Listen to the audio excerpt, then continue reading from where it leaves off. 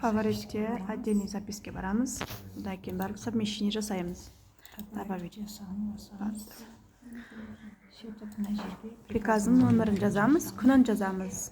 Одан кейін барып табельный нөмірді тауып жазамыз.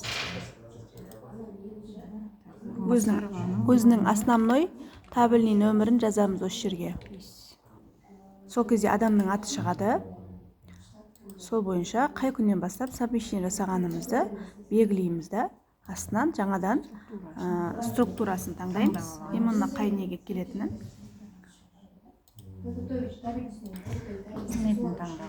Қызметін таңдап аламыз ішінен.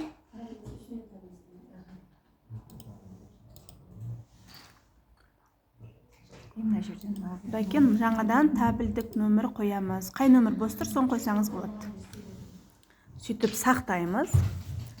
Одан кейін барып, қанша ставка қойғаныңызға байланысты, 0,5 бердіңіз ба, 1 бердіңіз ба деген сияқты қойып сақтай саласыз.